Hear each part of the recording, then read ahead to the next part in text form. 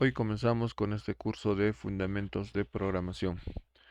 En esta primera sesión vamos a tratar de comprender la historia de los lenguajes de programación y también vamos a ver un poco los tipos de programación que existen, ¿no? Y cómo se relaciona un lenguaje de programación con un lenguaje natural, ¿no? Una pregunta, ¿no? ¿Será cierto que los programadores, en inglés developers, tienen superpoderes? Entonces podemos ver que hoy en la actualidad aprender a programar, aprender a crear aplicaciones en la computadora es lo más cercano, ¿no?, a tener superpoderes. Y esto es importante porque necesitamos que los que quieren aprender este mundo de la programación puedan desarrollar habilidades técnicas que se desarrollan justamente con la práctica, ¿no? Tienen que practicar hasta programar sin cometer errores, ¿no? Una programación eh, que sería como dominar el último instinto de la programación, en la cual deben lograr realizar un código de muchas líneas, pero sin cometer errores. Pero antes de eso tenemos que entender cómo inicia todo esto de la programación, ¿no? El software. El inicio de todo básicamente está relacionado con la máquina de propósito general, ¿no? Esa máquina de propósito general que se creó permite usar un hardware que es genérico y, y mediante ese hardware genérico podemos agregar un software y podemos hacer que se comporte de maneras distintas. Eso significa que creamos una máquina que es flexible y según el software que nosotros le vamos a poner o el código que le vamos a poner, esa máquina va a trabajar de diversas maneras, ¿no? Por ejemplo, un ejemplo de este tipo de máquina de propósito general es la máquina analítica, ¿no? Que fue diseñado por Charles Babbage y fue una máquina de uso general, ¿no?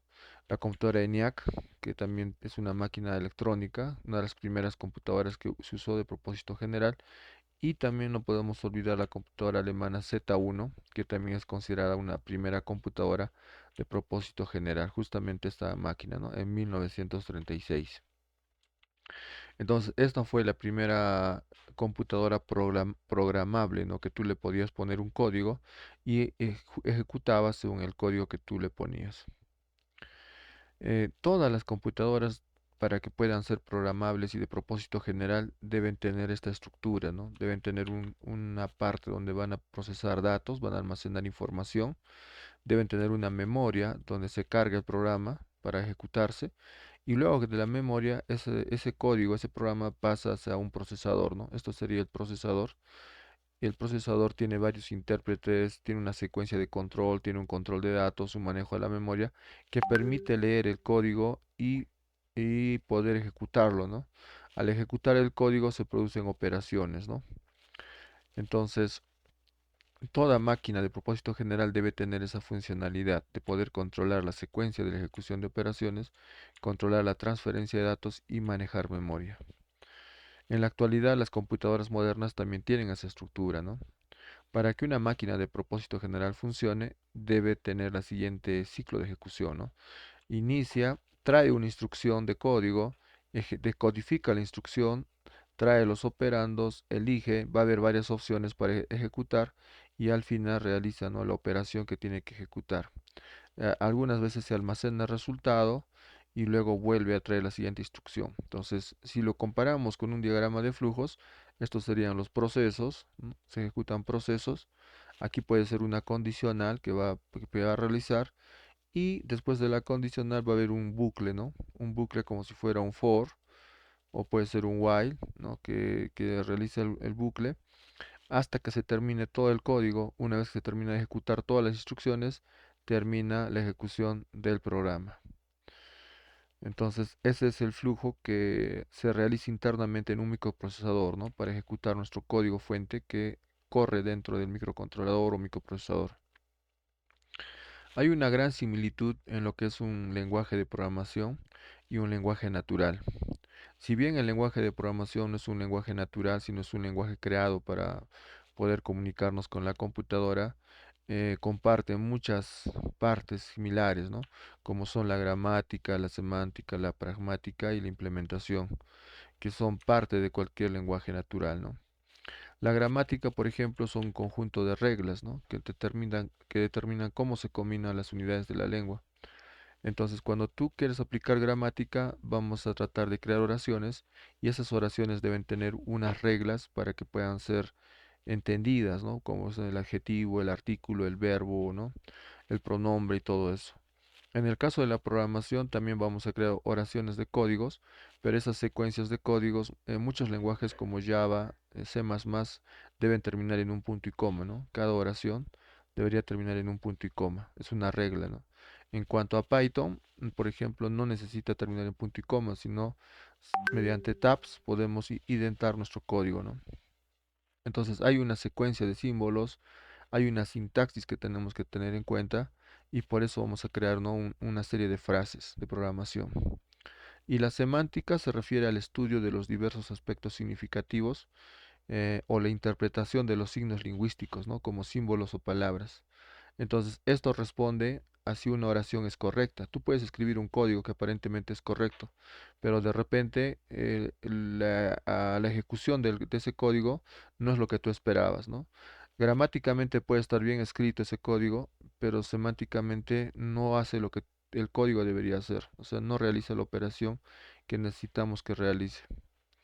Entonces también tenemos ese tipo de error, ¿no? Puede ser un error de tipo gramatical o de repente hemos cometido un error semántico, ¿no? Al momento de realizar una programación. Y la pragmática se refiere a cómo nosotros utilizamos una oración, ¿no? Significativa. Si la persona con la que nos estamos comunicando entiende la frase que le estamos diciendo, ¿no? Por ejemplo, aquí en esta imagen vemos a un perrito que le dicen hay sopa en la mesa. Posiblemente no lo he entendido, ¿no? Porque no comprende a la perfección, digamos, el idioma español, ¿no?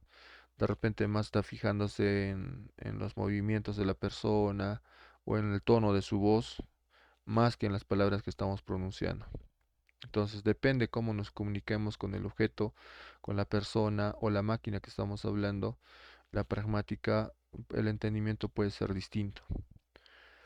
Em, por ejemplo, acá hay un gráfico de pragmática, ¿no?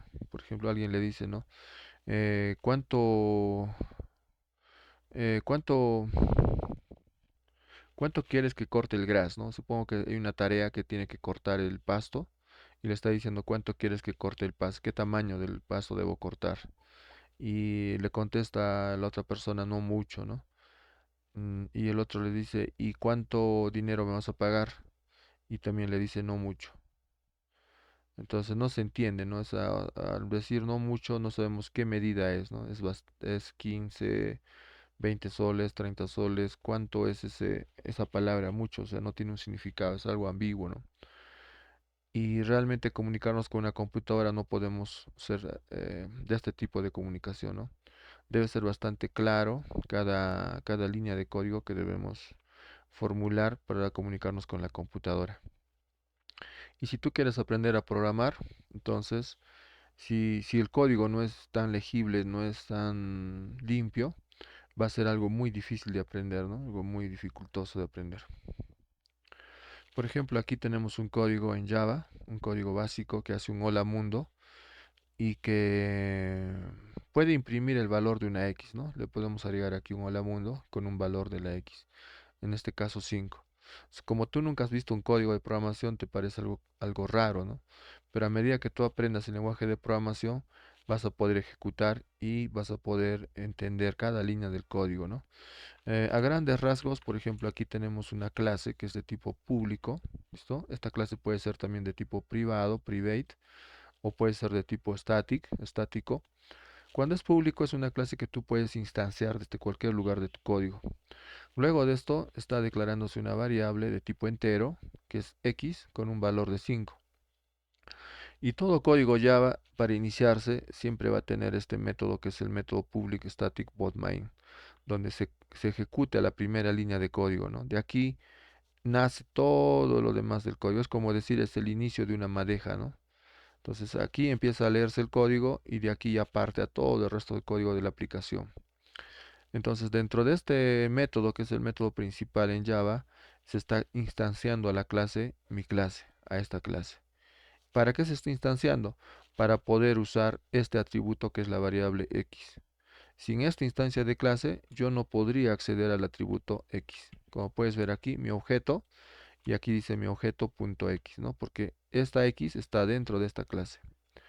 Y simplemente hacemos una impresión en pantalla del valor de x. Muy bien, entonces de esa manera, para sintetizar, nosotros tenemos que tener en cuenta que la sintaxis es las frases correctas para expresar la receta, ¿no? La semántica, que es una receta, la pragmática, cómo un cocinero interpreta esa receta, y la implementación sería la forma en que se transforman las recetas a los ingredientes. Entonces, cuando nosotros programamos, puede ser algo muy parecido a cocinar, ¿no? Porque agarramos lo que nosotros codificamos, sería la receta, esa receta lo tiene que entender la computadora, y como tú has programado, o sea, no existen dos códigos iguales, ¿no? Tenemos un problema y dos programadores quieren solucionar el problema, sus códigos van a ser parecidos, pero no van a ser iguales. Por eso es que como tú puedes interpretar o como tú puedes codificar va a ser distinto, ¿no? Es como decir dos cocineros preparan el mismo plato, pero al final no, el sabor no es igual o el resultado no va a ser igual. Van a ser parecidos, pero no pueden ser iguales, ¿no? Muy bien, entonces vamos a hacer nuestra primera actividad. Vamos a usar un entorno de desarrollo y vamos a programar este código que tenemos aquí con un hola mundo. ¿Listo?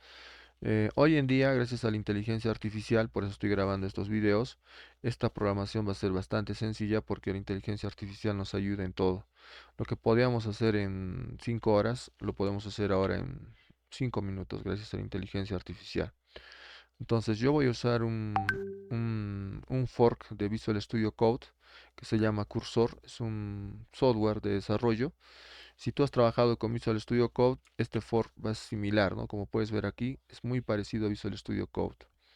Lo que tienes que hacer luego es crear una carpeta. Yo puedo crear una carpeta, digamos, acá en el disco E. Voy a crear una nueva carpeta. Le voy a poner cursos. Vamos a poner cursos. Dentro de cursos voy a poner una carpetita y le voy a poner fundamentos de programación, ¿no? FP. ¿Listo? Y simplemente voy a abrir esa carpetita, miren aquí. Vamos a poner Open Folder y voy a abrir esa carpetita en el disco E que se llama cursos FP. ¿Listo? Entonces aquí vamos a tener dos opciones. Una opción es usar el prompt de cursor, donde tú le puedes decir créame un programa usando un agente. Puede crear varios tipos de programas que deseamos crear. O también tú puedes codificar tu propio código, ¿no? Entonces podrías crear aquí un archivo. En este caso voy a hacer la creación de un código sencillo. Le vamos a poner hola.java, por extensión Java. Y aquí tenemos la opción ya para codificar, ¿no? Ese código. Entonces yo voy a trabajar tal como está aquí en el ejemplo. Voy a poner, miren cómo la IA me va a ayudar. Acá me está detectando que necesito una extensión para Java. Lo voy a instalar. ¿Ya? Es una extensión para Java. Listo. Y miren, public class ya me está botando. La inteligencia artificial me está completando el código. Entonces presiono la tecla Tab y ya se completa. Y me dice seguramente que tú necesitas un método static post my. Claro, sí necesito. Y ya está. Solo voy a cambiar este nombre de la clase por mi clase, como está en el ejemplo. Ahí ven mi clase. Y si tú ejecutas este código, simplemente va a salir aquí el mensaje, hola, hola mundo. Nada más. ¿Listo? Ahí está. Para ejecutar este código, pues vamos a hacerlo como es nuestro curso fundamentos desde una terminal CMD. Para ejecutar código Java, tú debes tener instalado Java, ¿cierto? Vamos a verificar que tenemos Java. Y en este caso tengo Java 17 instalado. ¿Listo? ¿Dónde se instala Java? Java se instala en disco C, archivos de programa Java. ¿Ya? Y acá tenemos JDK 17. Si tú no tienes este archivo en el disco C Java JDK 17, que se llama Java Developer Kit, el kit de desarrollo Java, te vas a un navegador, ¿cierto? Abres un navegador y vas a buscar JDK Download. ¿Listo? Download. Existen dos versiones de JDK, una versión de Java de Oracle y otra versión que sería OpenJDK, ya que les recomiendo usar la versión JDK Open. Aquí está OpenJDK, ¿cierto? Puedes descargar cualquiera de los dos, ¿ya? Si vas a trabajar con Java JDK de Oracle, aquí tienes para descargar, ¿no? Desde la versión 24, 23, 21, digamos que la última es la 24 y te vas aquí a descargar para Windows, ¿no? Y te bajas el instalador para Windows de 64 bits, ¿no? Este de acá. Si estás en Mac o si estás en Linux, también puedes irte a otras versiones, al JDK 21, JDK 23 y todos ellos. Ya como es un curso básico, no hay problema si tienes JDK 17, 18, 19, 20, 21, 22 o 23 o 24. No va a haber mucha diferencia. O si estás usando OpenJDK, también no hay ningún problema. Vas a poder usar sin ningún problema JDK, OpenJDK, ¿no? Aquí está el OpenJDK. Muy bien, entonces una vez que descargas y lo instalas, ya vas a poder tener esta carpeta y vas a poder ejecutar el código Java. ¿Listo? Entonces yo me voy a ir al disco E, dos puntos, CD curso, CD fundamentos de programación, y en esta carpeta vas a ver que tengo mi hola.java. Entonces simplemente pongo Java, hola.java y se ejecuta, ¿no? Aquí me dice hola mundo.